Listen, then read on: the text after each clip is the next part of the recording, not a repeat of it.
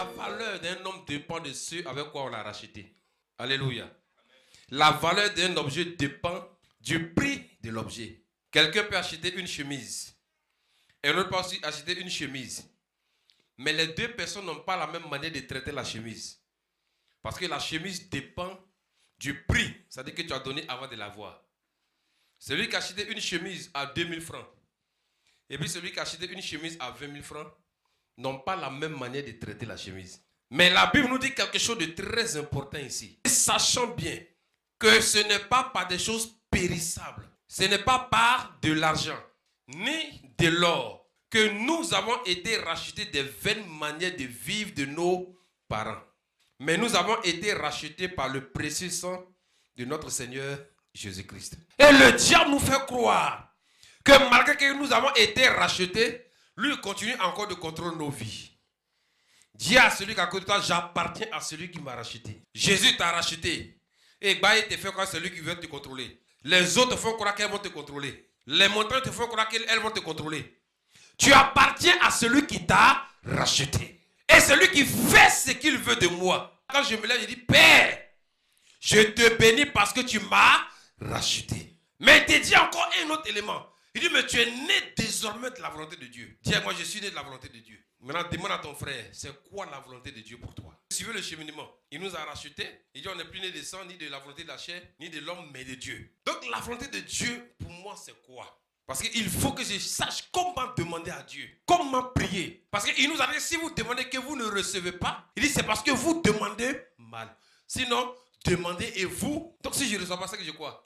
Je demande mal. On va comprendre un peu une petite dimension de la volonté de Dieu. Prends avec moi 3 Jean 1, le verset 2. Bien-aimé. Bien-aimé, c'est qui? C'est nous. Dieu nous appelle ses bien-aimés. Dis-moi, je suis un bien-aimé du Seigneur. Matin, quand tu te lèves, dis ce que tu veux. C'est pas de l'orgueil, mais c'est ce que Dieu a dit. Mets-toi devant ta glace, devant ton miroir et déclare, Daniel, tu es le bien-aimé du Seigneur. Qu'on m'aime, qu'on ne m'aime pas, je suis le bien-aimé du Seigneur. Ça me suffit, ma journée est gagnée. Mais tu attaques la journée avec quoi? Ah, il y a des personnes qui ne m'aiment pas. On s'en fout de ça. Il n'a même pas commencé autrement. Il dit bien-aimé. Écoutez-moi. Quelqu'un vient derrière une sœur qui veut que la sœur soit disposée et disponible. Quand il commence par ma bien-aimée, ses yeux commencent à être ici. Le sourire est comme... S'il veut, n'a qu'à mentir après. Mais le bien-aimé, quand ça sort, ça dit ça casse. Ça veut dire il paralyse. En réalité, le mot bien-aimé, ça dit ça te permet de baisser ta garde. Quand il dit bien-aimé, même si c'est un veillé, c'est pas son problème. Mais le mot bien-aimé vient casser quelque chose en toi. Il vient te donner la lune.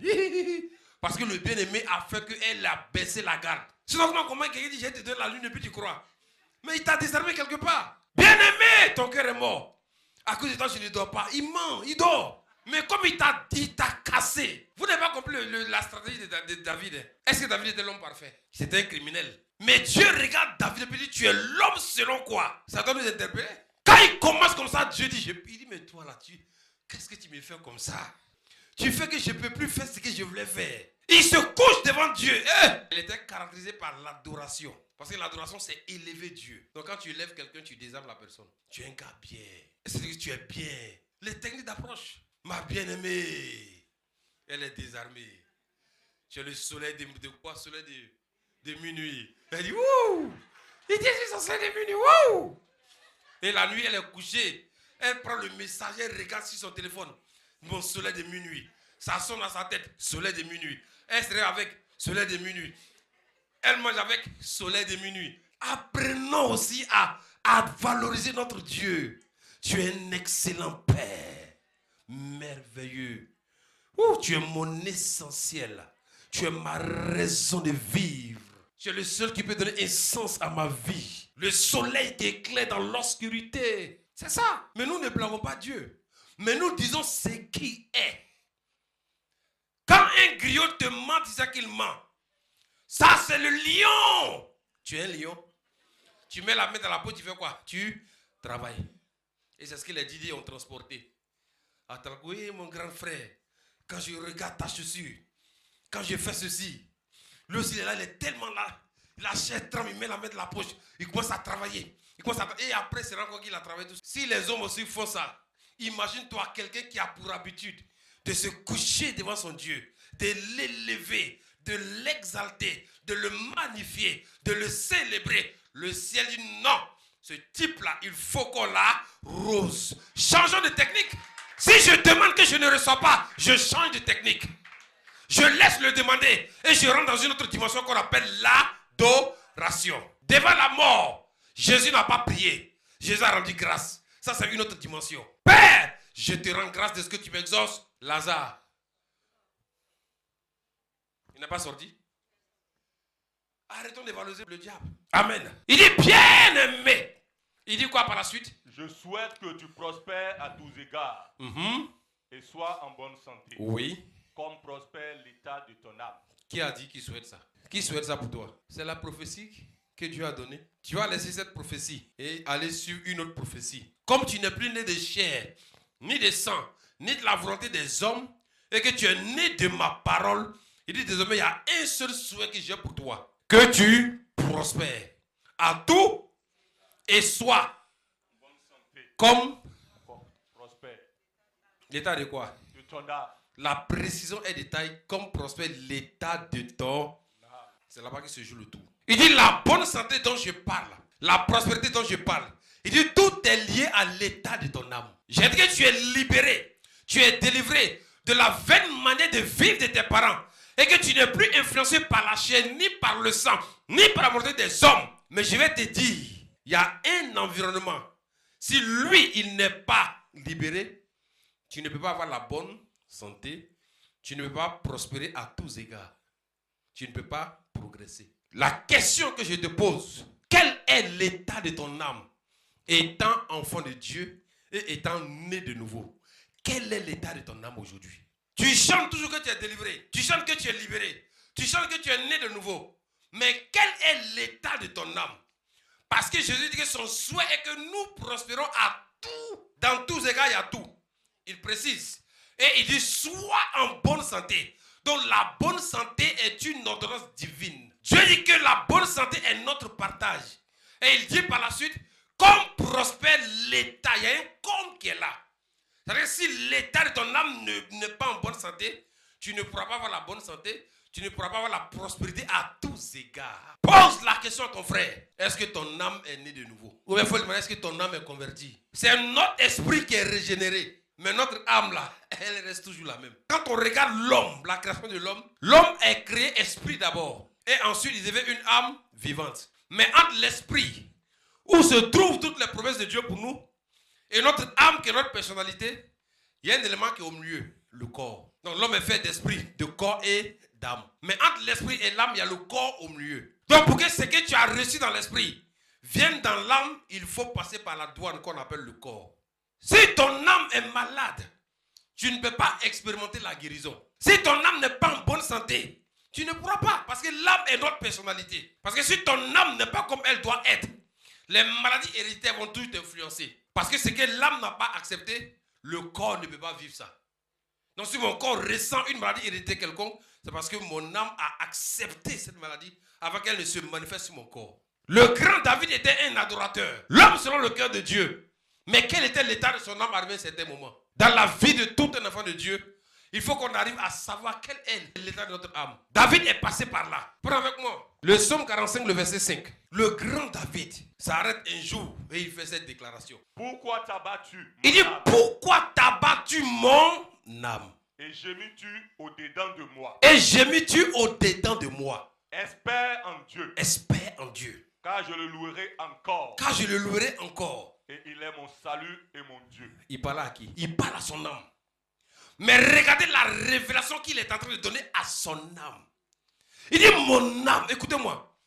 Il dit, pourquoi t'as battu au dehors, au-dedans de moi? Ce qui nous détruit, ce n'est pas l'extérieur, mais c'est l'intérieur qui nous détruit. Ça veut dire la Bible que c'est de l'abondance que la bouche. Non, c'est de l'abondance de l'intérieur que l'extérieur aussi commence à ressentir les choses. David regarde autour de lui, il ne comprend pas. Malgré son niveau d'adoration, David constate qu'il y a quelque chose qui ne va pas. Il n'a pas à accusez le sorcier. Arrêtez d'accuser les hommes les sorciers. Ils sont trop minuscules. Si un chrétien né de nouveau accuse un sorcier, c'est qu'il a rabaissé son Dieu. Il a rabaissé son Dieu. Il dit, ce que je vis, ce n'est pas autre chose. C'est certainement parce que mon âme est atteinte. Regarde combien de fois ton âme gémit à l'intérieur de toi. Regarde aussi comment ton âme est abattue à l'intérieur de toi. Mais si ton âme gémit à l'intérieur, oh, Jésus a dit quoi dans sa parole? Il dit que tu prospères comme l'état de ton. Donc si ton âme est abattue à l'intérieur, physiquement, tu seras comment? Si ton âme gémit à l'intérieur, physiquement, tu vas faire quoi? Tu n'es que la production de ce que tu as enregistré à l'intérieur. On le voit, mais ça ne va pas. On le voit sourire, mais ça ne va pas. Ça arrive. On pense que tu es en pleine forme, en bonne santé. Mais il y a quelque chose, c'est toi seul qui sais ce que tu traverses. Personne ne peut comprendre ce que tu vis.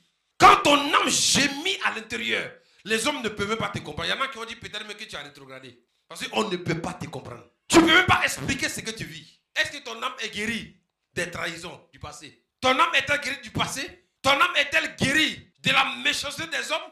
Est-ce que ton âme a accepté ta nouvelle position en Christ? Si ton passé te rattrape toujours, c'est que ton âme n'a pas encore accepté ta nouvelle identité. C'est vrai que chaque fois tu te rappelles du passé. Ton âme a-t-elle quitté la maison de ton père? L'état de ton âme actuel détermine ton niveau de spiritualité. Quel est l'état de ton âme aujourd'hui? Quel est l'état de ton âme? D'autres diront que c'est David. Avançons un peu en eau profonde. Prends Matthieu 26, verset 37. Il prit avec lui Pierre et les deux fils de Zébédée. Qui a pris avec lui? Il faut préciser, Jésus prit avec lui Pierre. Jésus prit avec lui Pierre et les deux fils de Zébédée. Et qu'est-ce qui s'est passé? Et il commença à éprouver de la tristesse et des angoisses. Verset 38. Jésus leur dit alors. Jésus leur dit alors. Mon âme est triste jusqu'à la mort. Qu'est-ce qui est triste? Mon âme est triste jusqu'à la mort. Restez ici et veillez avec moi. David dit que son âme est abattue. Son âme gémit. Jésus va encore plus loin. Il dit mon âme est triste jusqu'à la mort. Si ton âme est triste, tu ne pourras jamais manifester aucune joie. Mais quels sont les éléments qui ont fait que l'âme de Jésus était triste? Quand nous remontons au verset 37. Jésus prit avec lui Pierre et les deux fils de Zébédée. Et il commença à éprouver de la tristesse et des angoisses. Donc celui qui commence à éprouver de la tristesse et des angoisses, c'est que ton âme est touchée quelque part. C'est vrai que tu peux être zélé pendant un moment et arrivé à certains moments, tu peux commencer à être éprouvé par quelque chose. Tu es là, puis du coup, tu commences à être triste dans ton cœur. Tu es là, puis du coup, tu commences à avoir des angoisses. Tu commences à déprimer, tu ne comprends pas. C'est que quelque part, ton âme est atteinte. Si ton âme est attristée, tu ne pourras jamais vivre la joie. Si ton âme est malade, tu ne peux jamais vivre la guérison. Si ton âme est abattue, tu seras abattu aussi à l'extérieur.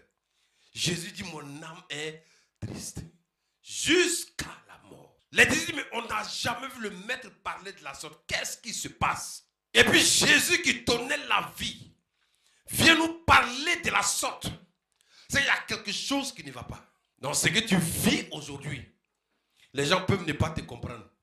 Mais Jésus est passé par là. C'est pour ça que Gethsémani dans la vie d'un chrétien est un passage obligatoire pour celui qui croit qu'il est vraiment de Dieu. Un temps viendra où tu seras confronté à Gethsémani, où quelque chose va t'attrister tous les jours. Quelque chose va te décourager tous les jours. Quelque chose va t'affaiblir tous les jours. N'aie pas honte. Jésus est passé par là. C'est le travail le plus important. Sinon, sorciers et démons, laissons ça. Les démons, on les lie et on les chasse. Les conneries de Satan, on s'en fout. Mais le travail le plus important, c'est ce qui se passe à l'intérieur de nous.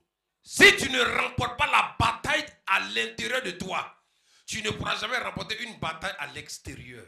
Jésus ne pouvait pas aller à la croix s'il n'avait pas remporté la bataille à l'intérieur de lui.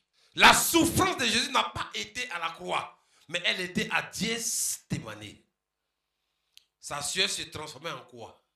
En grumeau de sang. Il ne comprenait pas. À tel enseigne qui dit, Pierre, Jean, restez ici avec moi. Venez m'aider. Parce que ce que je vis, je ne sais pas comment je vais m'en sortir. Aidez-moi. Il avait dit, il est parti une fois.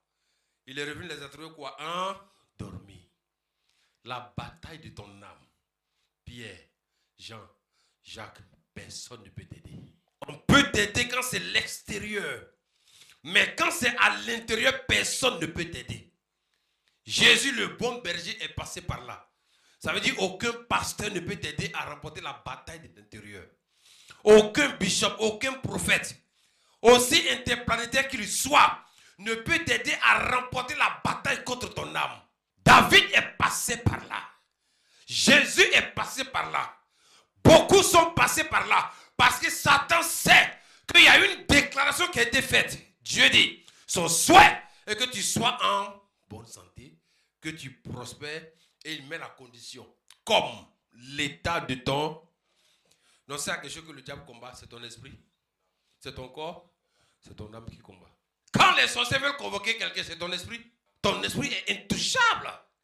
C'est ton esprit qui est régénéré. Mais c'est ton âme qui les appelle. Il est temps que nous sécurisons nos âmes. Relève ton âme. Redresse quoi ton âme. Parce que si ton âme reste découragée, tu vas beau dire ce que Dieu dit, tu ne verras pas le changement. Parce que ton âme est abattue.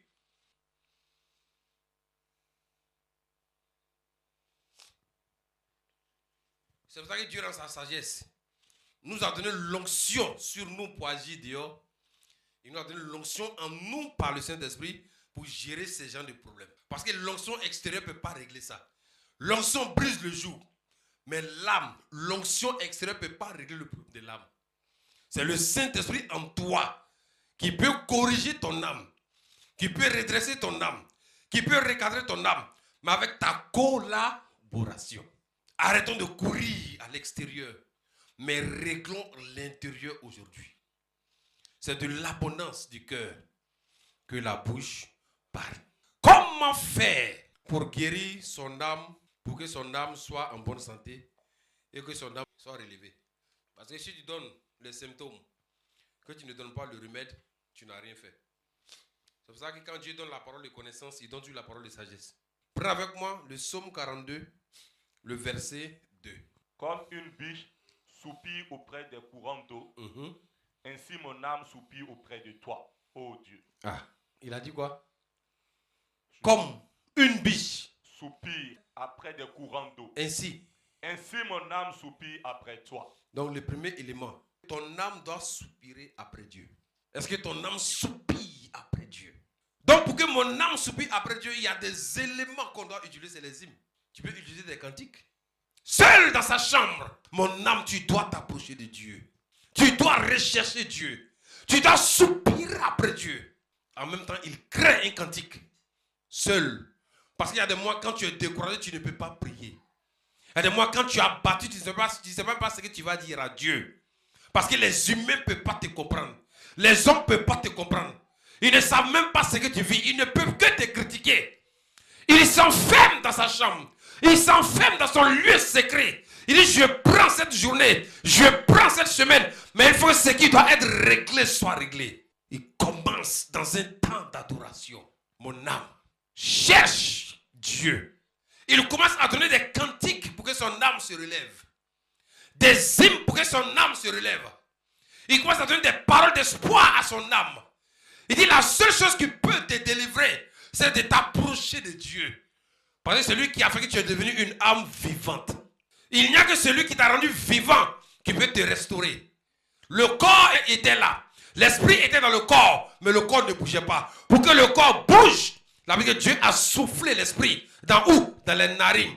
Et le corps est devenu une âme vivante. Donc pour que l'âme se retrouve, il faut donner les hymnes du Créateur.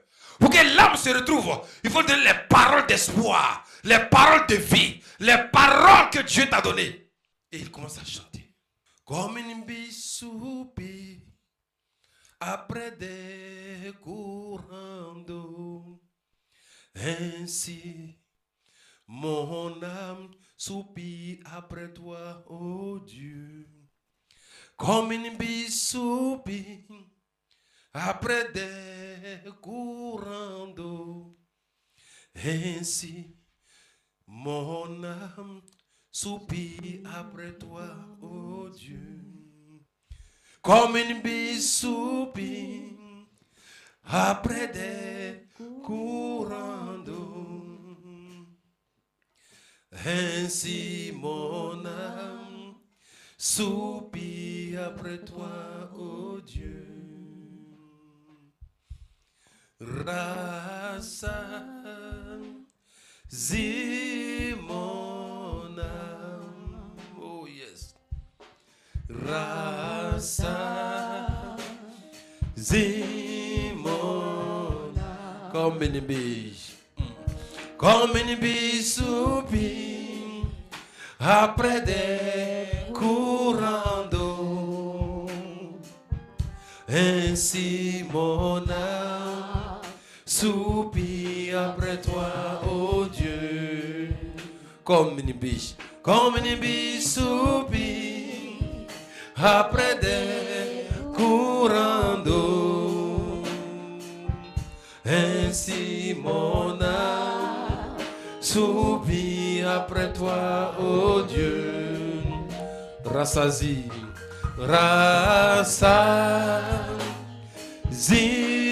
mon âme.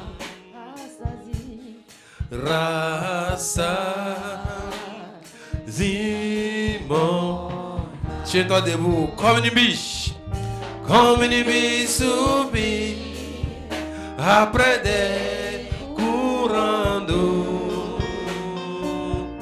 Ainsi mon âme soupire après toi, ô Dieu. Comme une biche soupire après des courants d'eau. Yes. Ainsi mon âme soupire après toi.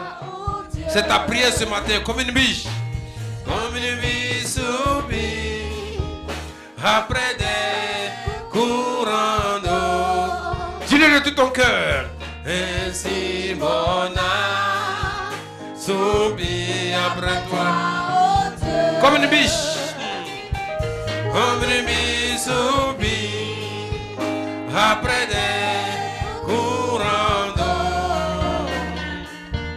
Ainsi mon âme soupire après toi. Comme une biche soupire après des courants d'eau. Yes. Ainsi mon âme soupire après toi, oh Dieu. Comme une biche soupire après des courants d'eau. Yes. Ainsi mon âme soupire après toi. Comme une biche, sois franc avec ta prière. Comme une biche soupire. Dis-le de tout ton cœur. Est-ce que ton âme soupire après ton Créateur? Ainsi mon âme soupire après toi, oh Dieu. Rassasie mon âme. Rassasie mon âme. Yes. Rassasie mon âme. Oh, rassasie mon âme. Rassasie mon âme de ta parole. Rassasie mon âme de ta parole, Seigneur.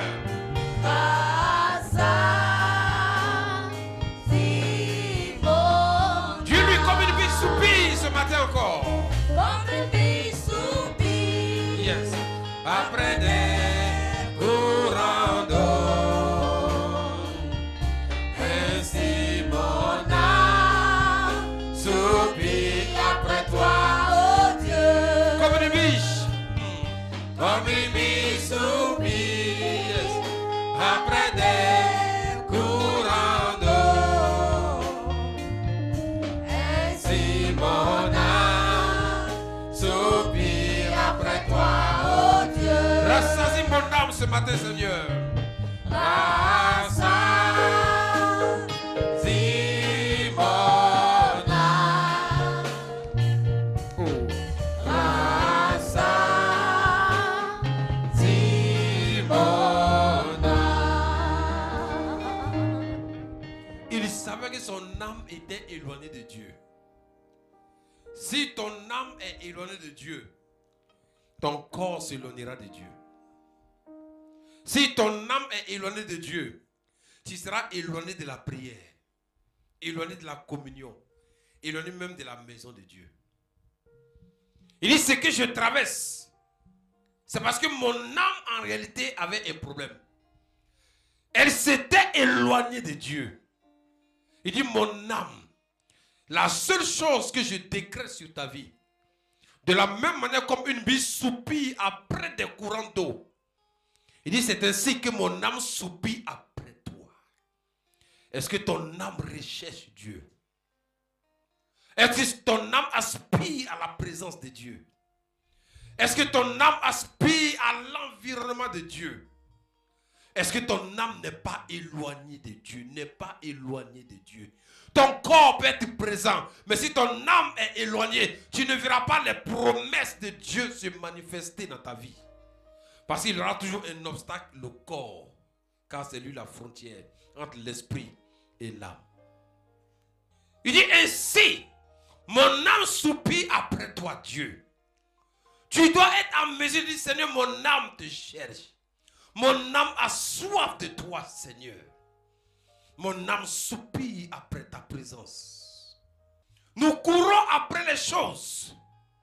Mais si nous n'avons pas cette grâce de voir notre âme se rapprocher de Dieu, aimer Dieu, soupirer après Dieu, il nous sera difficile d'avoir la paix du cœur et la joie du cœur.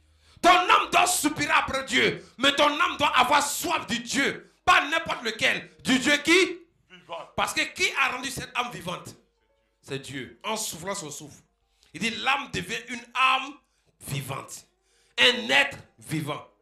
Donc ton âme doit rechercher le Dieu vivant. Il dit mes larmes sont ma nourriture aujourd'hui. Je pleure jour et nuit. Dans ma couchette je pleure. Mais quand j'apparais devant les hommes, on pense que tout va bien. Mais quand je suis seul, il dit mes larmes sont quoi? Ma nourriture. Simplement parce que mon âme était éloignée de Dieu. Mon âme avait fui la présence de Dieu. Il dit, c'est en ce moment, les gens me disent, mais où est ton Dieu? Le quartier te dit, où est ton Dieu? La famille te dit, où est ton Dieu? Tes amis te disent, où est ton Dieu? Il dit, je pleurais jour et nuit. Les gens me disent, où est ton Dieu? Les circonstances ne doivent pas t'éloigner de la maison de Dieu. Au grand jamais. Il dit, malgré qu'il pleurait jour et nuit, et que les larmes étaient sa nourriture, il s'avançait vers la maison de son Dieu. Au milieu des cris de joie et des actions de grâce. Quelle est ta réaction aujourd'hui vis-à-vis de tout ce que tu traverses? Si ton âme est éteinte, tu n'auras aucun plaisir des choses de Dieu. Tu feras les choses de Dieu avec négligence. Ne t'abats plus, parce qu'il y a l'espoir. Si la solution existe, pourquoi pleurer devant le problème? Il dit, ne pleure plus, mon âme. Parce que la solution, tu dois avoir soif de ton Créateur. Tu dois rechercher ton Créateur. Comme une bille soupire après le courant d'eau. Il dit, mon âme, c'est la voie que tu dois prendre. Amen. Ne prends pas une autre voie qui est en dehors de celle de ton Créateur. Quand ton âme est abattue, ce n'est pas n'importe quelle prière que tu dois faire. Couche-toi dans sa présence. Dans l'adoration.